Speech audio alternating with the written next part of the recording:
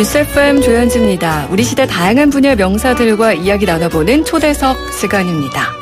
이 봄 우리 주변에 놓칠 수 없는 다양한 전시회들이 참 많은데요. 문제는 보고 싶어서 가도 볼 줄을 모른다는 겁니다. 어느 시대에 어떤 작가의 작품인지 무슨 내용의 작품인지 검색하랴 그림 보랴 도통 정신이 없는데요. 이때 미술을 전공하지 않은 일반인들도 작품과 소통할 수 있도록 돕는 도슨트의 설명을 들으면 한결 작품이 풍성해지는 느낌이 듭니다. 그래서 오늘 초대석에서는 김찬용 전시해설가 모시고 도슨트의 세계 또 이번 볼만한 전시회 이야기 함께 나눠보려고 합니다. 안녕하세요. 네, 안녕하세요. 반갑습니다. 김찬용입니다. 네, 김찬용 도슨트 혹은 또 전시해설가 이렇게 제가 부르면 될까요? 네, 정확합니다. 네, 좋습니다. 앞서서 제가 설명을 해드렸는데 도슨트의 설명을 들으면 작품 감상이 한결 풍성해진다. 저희가 그래서 오늘 이 시간도 좀 더 풍성하게 네. 해주십사 먼저 부탁을 드리고요. 네, 열심히 얘기해 보도록 하겠습니다. 네, 먼저 저희 뉴스 FM 조현지입니다. 청취자 여러분들께 인사 한 말씀 부탁드릴게요. 네, 저는 전업 도슨트로 10년 넘게 지금 활동을 하고 있는 미술전시 해설가 김찬용이라고 합니다. 네, 저는 여기서 좀 귀에 딱 꽂혔던 게 전업 도슨트라고 지금 소개를 해주셨거든요. 일단 도슨트가 뭡니까? 사전적 의미로 얘기하면은 라틴어로 도세르란 어원에서 왔고요. 원래 네. 가르치다란 뜻을 가지고 있기 때문에 미술관에서 안내만 전문적으로 하는 서비스직 개념으로 생각하시면 되는데요. 네. 전 제가 영화를 좋아해서 그냥 영화로 예를 들면 좀 좋은 조연, 그러니까 좋은 작품들이 제대로 볼 수 있도록 좀 즐기실 수 있도록 좋은 조연 역할을 미술관에서 하는 사람이 도슨트다라고 생각해 주시면 좋을 것 같고요. 네, 아주 바로 이해가 되는데요. 그러면 사실 전시회 가서 작품 해설을 듣는다 생각하면 저는 제일 먼저 떠오르는 게 큐레이터 혹은 요즘엔 오디오 가이드 이런 거 대여해 가라고 하니까 그러면 일단 오디오 가이드는 사람은 아니니까요. 큐레이터랑 도슨트랑은 어떤 또 차이가 있나요? 이게 사전적 정의가 재미없긴 하지만 큐레이터 같은 경우에는 이제 큐라란 어원에서 와서 그게 보관자, 관리자 이런 뜻을 가지고 있어서요. 이것도 굳이 영화로 얘기하자면 큐레이터는 영화 감독이라고 생각하시면 돼서 미술 전체를 기획하고 작가를 섭외하고 작품을 어디 걸지까지 총괄하는 사람이 큐레이터라고 보시면 되고요. 네. 도슨트는 그 중에서도 이제 현장에서 직접 관람객하고 마주하면서 안내만 좀 전문적으로 하는 직업이라고 나눠서 생각해 주시면 좋을 것 같고요. 그럼 제가 좀 정리를 해보면 큐레이터가 어떤 의도를 가지고 전시를 기획하고 전시를 했을 때 그걸 더 빛나게 해주는 게 도슨트다 이렇게 볼 수도 있을까요? 네, 너무 아름답게 얘기해 주셔서 감사합니다. 정확할 것 같네요. 그렇군요. 그러면 이 전업이라는 말이 아까 제가 귀에 꽂혔다라는 얘기를 했는데 10년째 활동을 하고 계시다고 하셨어요. 왜 이런 표현을 설명을 해주신 걸까요? 그러니까 제가 사실 도슨트란 일을 경험하기 시작한 건 이제 12년 정도가 됐거든요. 네. 근데 국내 도슨트는 아직 사실 적게 봐도 80% 이상은 좋게 말하면 재능 기부고 이제 자원봉사 형태로 많이 근무하고 있기 때문에 전 이게 좀 제대로 직업적인 인정을 받아야 할 필요가 있지 않을까라는 생각에서 네. 10년 전부터는 전업이라고 그냥 혼자 선언을 한 거죠. 그리고 이제 어딘가에서 일을 하거나 고용될 때 전 이게 직업이기 때문에 정당한 보수를 받고 일하겠다. 이렇게 활동하고 있어서요. 네. 약간 좀 독특한 케이스로 보여지고 있죠. 생각을 해보니까 우리가 꼭 미술관이나 박물관뿐만 아니라 유적지를 갈 때도 그 해설가 분들이 계시잖아요. 그런 분들 보면 저는 오늘 자원봉사로 나온 거예요 라고 하시는 분들도 정말 꽤 많으시거든요. 근데 그런 것과 좀 비교가 된다는 말씀인데 전업이라고 얘기를 하시니까 그만큼 좀 책임감이랄까요? 뭔가 준비랄까 전문성이랄까 더 좀 높아야 할 것 같은데 어떤 식으로 준비하세요? 일단 저는 재능 기부를 부정하는 건 아니고요. 네. 하시는 분들도 굉장히 열심히 준비하시지만 아무래도 이걸 꿈꾸는 젊은 친구들한테는 사실 보수라는 게 존재하면 이걸 계속 할 수가 없기 때문에 그래서 전 좀 직업적인 책임감을 요청을 하고 있고요.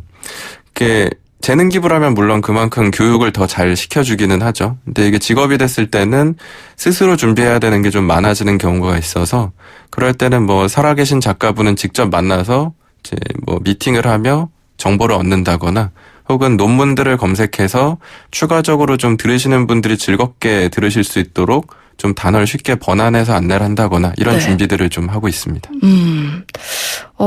그리고 앞서서 얘기했던 오디오 가이드, 요즘에는 휴대폰 어플로도 많이 이제 사용을 하기도 하는데, 그 오디오 가이드와 직접 듣는 도슨트의 설명, 어떤 차이가 있을까요? 그러니까 예전에 오디오 가이드를 녹음해서 활동해보는 건 어떻냐라고 이제 전업이라고 하니까 네. 의뢰를 받았었는데, 거기에 제가 말씀드린 건 도슨트하고 오디오 가이드는 라이벌 관계라고 제가 얘기를 했었거든요. 말씀하신 것처럼 오디오 가이드는 보통 대여해서 이렇게 듣다 보니까 정해진 내용을 똑같이 계속 듣게 되죠. 네. 그게 뭐 굉장히 노멀한 내용이긴 한데 도슨트는 지금 이 라디오 방송처럼 라이브라는 강점이 있어서 앞에 뭐 어떤 연령대에 어느 정도 지식 수준의 사람이 있느냐라는 상황에 따라서 뭐 다른 단어나 다른 내용을 안내할 수 있기 때문에 엄연한 좀 결과물의 차이가 있다라고 전 생각해서 각자의 장단점이 있겠지만 도슨트가 그 인간 대 인간으로 만날 수 있다라는 그 장점이 전 굉장히 크다라고 생각을 하고요. 그리고 저는 제가 생각하는 장점 중에 하나는 질문을 할 수가 있잖아요. 그렇죠. 여기서 이렇다라고 설명을 해주는데 오디오 가이드는 그렇구나 하고 끝나야 되는데 왜 그렇지? 나는 그렇게 안 느껴지는데? 라고 생각을 할 때 질문을 하고 그거에 대한 뭔가 이해에 도움을 좀 받을 수 있는 게 도슨트의 가장 큰 장점이 아닐까 저는 이렇게 또 생각이 되네요. 아무래도 또 참여하시는 입장에선 네. 그것도 되게 큰 장점이 될 것 같고요. 어쩌다가 도슨트를 하게 되셨어요? 저는 사실 원래 그 순수미술 서양화를 전공해서요. 그림 그리는 게 전공이었는데요. 이제 졸업할 때가 되니까 그림으로 내가 과연 이제 사회에서 생존할 수 있을까에 대한 고민에 빠졌을 때 그리는 건 좋아하지만 내가 이걸로 먹고 살기에는 좀 뭐 속된 말로 천재성은 내가 없는 것 같다라는 생각이 좀 들어서 근데 난 미술을 너무 좋아하는데 좋은 미술 작품들이 요즘 좀 관람객분들이 좀 어렵다라는 이유 때문에 나 이거 모르겠어 하고 좀 거부감을 느끼시는 경우도 많은 것 같아서 네. 그럼 내가 중간에서 좋은 중간자가 좀 돼보자라는 마음에서 처음 시작해보게 됐었고요. 네. 그 김찬용 해설가의 도슨트 설명을 듣고 직장을 그만둔 분도 있었다고 하는데 기억에 남는 그런 전시에서 있었을까요? 그 이야기가 이제 한 6, 7년 된 것 같긴 한데요. 꽤 오래전 얘기긴 한데 세종문화회관에서 점핑 이드 러브라고 해서 필립 할스만이라는 점프 사진만 찍는 작가 네. 전시가 있었거든요. 그게 이제 점프에 마치 혈액형처럼 인간의 심리가 담긴다. 라고 심리학을 발표한 사진작가였는데 사실 심리학과에선 이게 인정된 이론은 아니긴 한데 이게 네. 오시는 분들한테 좀 희망이 되는 그런 전시였던 거죠. 네. 그래서 저도 안내를 할 때 이 전시를 보면서 참여하신 여러분도 좀 삶의 새로운 에너지를 얻으셨으면 좋겠다는 식으로 말씀드렸는데 이 안내를 들었던 한 남자 관람객분이 일주일 있다가 다시 또 와서 들으시더니 이제 끝나고 조용히 와서 아까 말씀하신 것처럼 질문처럼 말씀하신 게 이 전시하고 도슨트를 듣고 내가 행복하게 살려면 어떻게 해야 될까 좀 고민에 빠지게 돼서 직업 원래 가지고 계시던 직장을 그만두시고 꿈꾸는 일을 시작하셨다라고 얘기를 하셔서 되게 책임감을 느꼈던 동시에 전 그게 예술이 줄 수 있는 좋은 자극이라고 생각해서 네. 기억에 남았던 순간이긴 하고요. 뭔가 설명을 듣고 도슨트의 길을 갔을 것 같다라고 저는 예상을 했었는데 그것보단 자기의 꿈을 찾으러 네, 엄연히 얘기하면 도슨트는 아니었고요. 네. 그분은 이제 상담사 같은 일을 하고 싶으셨던 것 같더라고요. 그쪽으로 가셨다고 하고요. 되게 뿌듯하셨겠어요. 네, 사실 부담도 되게 컸는데 어찌 보면 인생의 자극을 준 게 아닐까 싶었는데 전 그게 또 예술이 가진 힘이라고 생각은 하고요. 네. 그리고 최근에 서울시립미술관에서 데이비드 호크니전이 열리고 있어서 또 화제예요. 네. 그 김찬용 해설가 개인 유튜브에도 봄 추천 전시 베스트 3 안에 올라와 있는 전시회던데 네. 데이비드 호크니 어떤 작가입니까?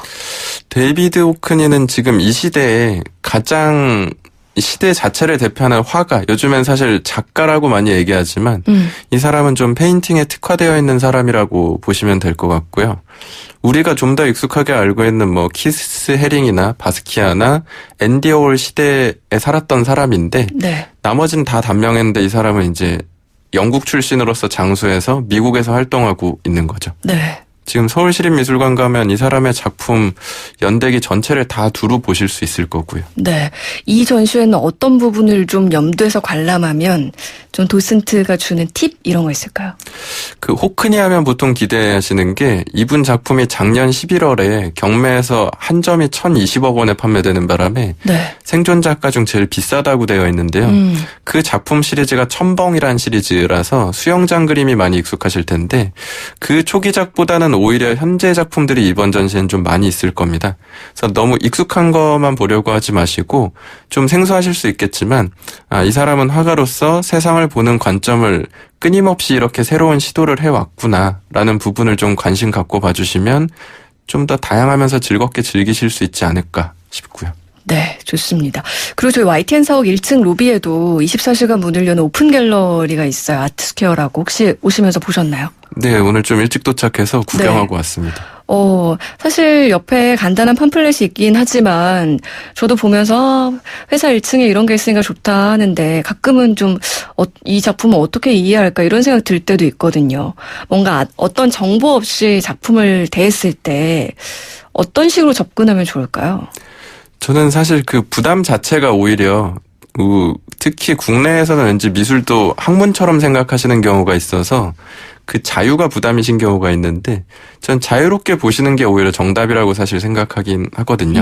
특히 작가분들도 본인 의도가 있든 없든 감상자가 자유롭게 해석하는 것에 대해서 거부감 느끼시는 작가분들보다는 오히려 그걸 되게 즐겁게 받아들이시는 분들이 많기 때문에 그런 옆에 텍스트나 정보로 받아들이시는 것도 재미있을 거고요. 그 이전에 저는 직관적으로 부담 갖지 말고 뭐 싫으면 싫다, 좋으면 좋다, 뭐 행복하다, 슬프다 직접 한번 느껴보시면 좋을 것 같고요. 네. 일단 9917 청취자님, 김찬용 도스트님 너무 좋아요. 라디오로 들리는 목소리도 좋네요. 원래 좀 팬이신가 봐요. 네, 감사합니다. 네. 라디오의 매력이 또 이렇게 바로 실시간으로 사연 소개를 하는 건데, 끝으로 김찬용 이 전시해설가가 꿈꾸는 꿈이 있다면 뭐가 있을까요? 가끔 저한테 물어보시는 게 그럼 도슨트의 직업화가 꿈이냐라고 물어보시는데 제 꿈은 그냥 행복하게 사는 게 꿈이고요.